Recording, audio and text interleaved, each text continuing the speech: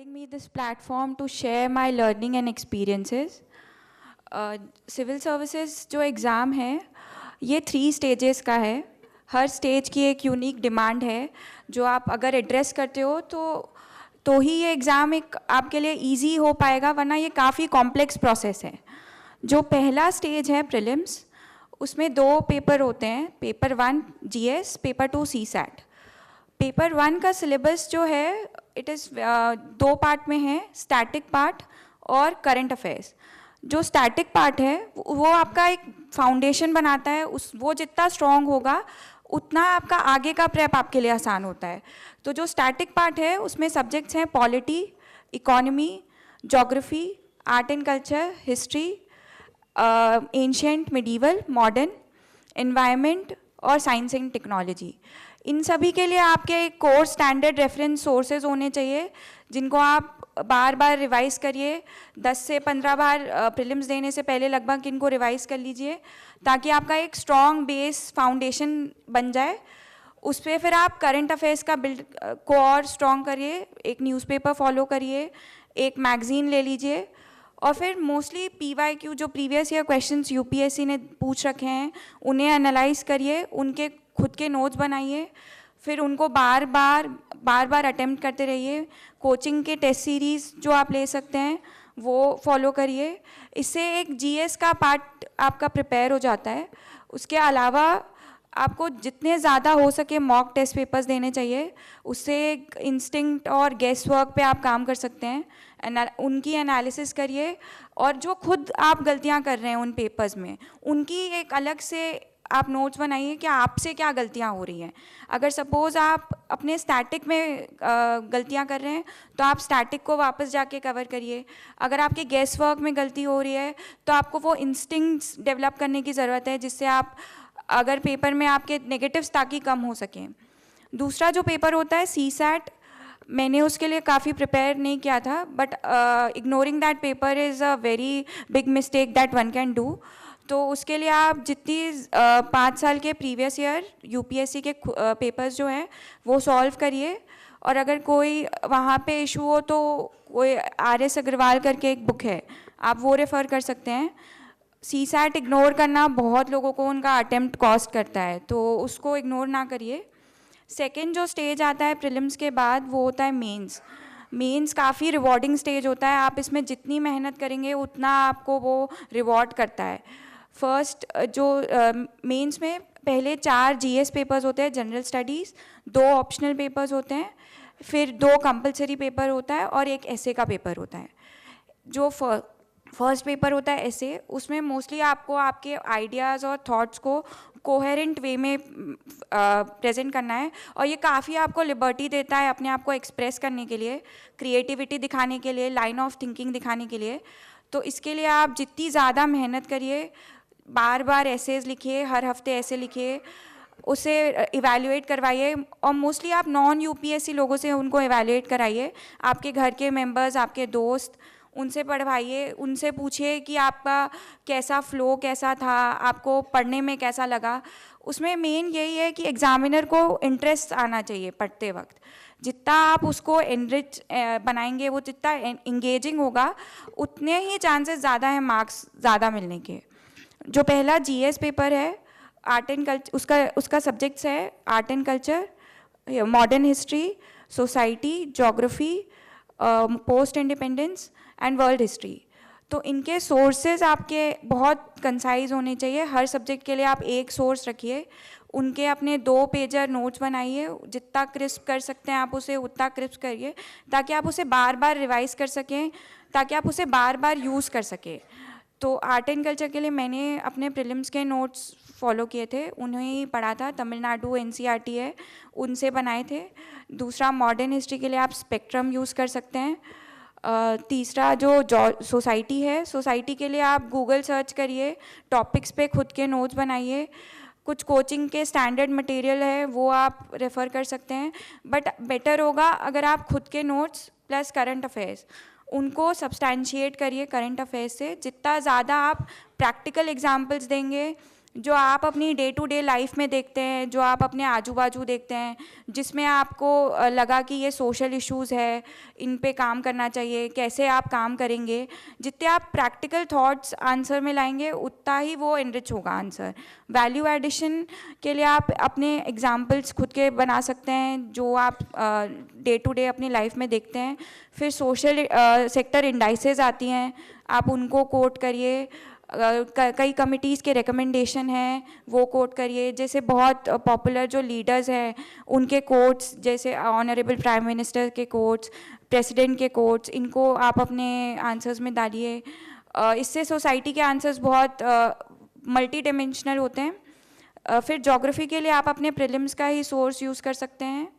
उसके अलावा post independence और वर्ल्ड हिस्ट्री अभी काफ़ी नेग्लेक्टेड टॉपिक है, बट इसे आप नेग्लेक्ट मत करिएगा। एक अपना खुद का 20 पेजर नोट्स बना लिया इन टॉपिक्स पे, ताकि इनको रिवाइज कर सकते हैं मेंस के समय। दूसरा पेपर GS2, इसमें पॉलिटी है, सोशल जस्टिस और इंटरनेशनल रिलेशंस। तो पॉलिटी के लिए आप अपने खुद के गूगल सर्च करके नोट्स बनाइए। हर टॉपिक जो सिलेबस में हर टॉपिक और हर कीवर्ड दिया है उसी को आप अपना बाइबल बना लीजिए, ऐसे कि आपको जो सिलेबस है वो वर्ड टू वर्ड याद हो जाना चाहिए। क्योंकि जो सिलेबस है वो खुद एक पॉइंट किसी और पॉइंट के आंसर्स में यूज़ हो जाता है। तो अगर आप सिलेबस को बाय हार्ट कर लें और सिलेबस के हर टॉपिक पे अपने खुद के नोट्स बना लें तो मेंस पूरा ऑलमोस्ट कॉम्प्रिहेंसिवली कवर हो जाता है।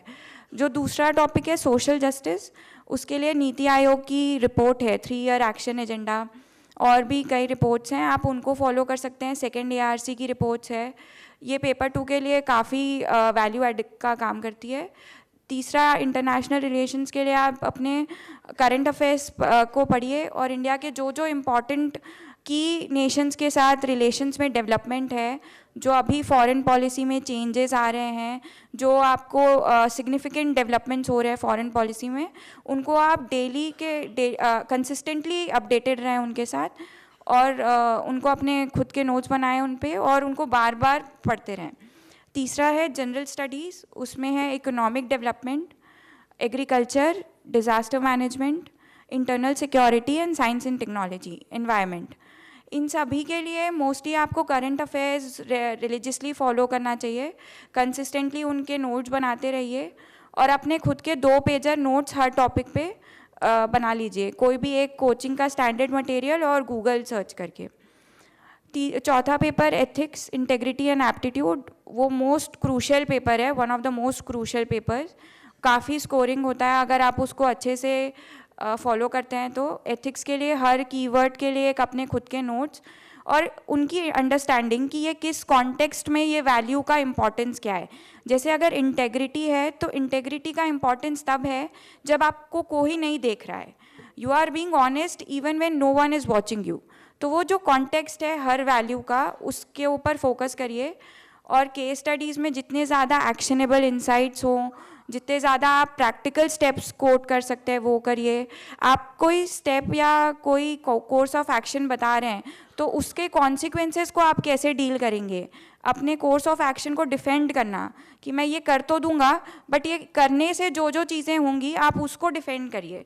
तो वो काफ़ी मार्क्स ग्रैब करने में काम आता है एथिक्स में। फिर ऑप्शनल, आप अपना ऑप्शनल बहुत ही जुडिशियसली डिसाइड करिए क्योंकि ऑप्शनल के स्कोर्स काफ़ी आपको मेक और ब्रेक कर सकता है आपके स्कोर को। तो जिसमें आपका इंटरेस्ट आए, जो आपको काफ़ी लॉन्ग आवर्स देने होंगे आपको ऑप्शनल में, तो जो आप में और जो स्कोरिंग ऑप्शनल्स चल रहे हैं अभी, उनमें से कोई एक ऑप्शनल जो आपके बैकग्राउंड से मैच करता हो, जो आपको इंटरेस्ट, जिसमें पढ़ने में आपको इंटरेस्ट आ रहा हो, वैसा कोई ऑप्शनल आप चूज़ करिए और उसे काफ़ी strength, make it your strength not your weakness. It will make or break your time in civil services. It will also help you in scoring. Also, it will help you in other papers as well. Some options have overlap with other papers. So, it will help you to fetch marks in other papers also. Other than that, the last stage is interview stage. Interview stage काफ़ी अगर आप देखा जाए तो most crucial, one of the most crucial stages है। वहाँ पे score बहुत वेरी करता है।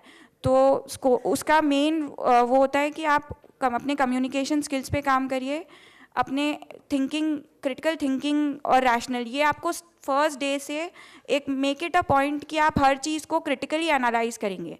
वो आपके हर स्टेज में काम आएगा, प्रीलिम्स, मेंस और इंटरव्यू। यू शुड थिंक, अगर ये हो रहा है तो ये क्यों हो रहा है, अगर ये नहीं होता तो क्यों, ये क्यों नहीं हो रहा है, समथिंग इज हैपनिंग तो ये क्यों, यही क्यों हो रहा है।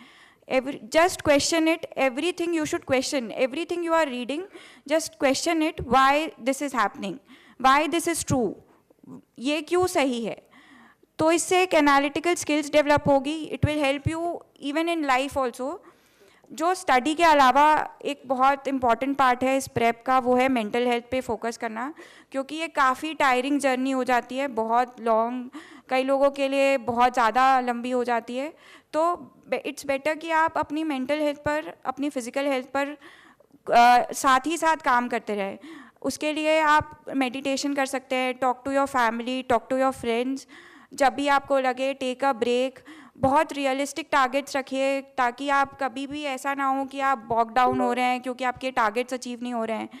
इसके अलावा reward your self, reward your small achievements. आज टारगेट पूरा हुआ, reward your self. Just make sure कि आप अपने जो टारगेट है उससे हटना नहीं है। Even if you face failures, even if you face some lows, just keep going, just keep going. I had written a Shayari in my table,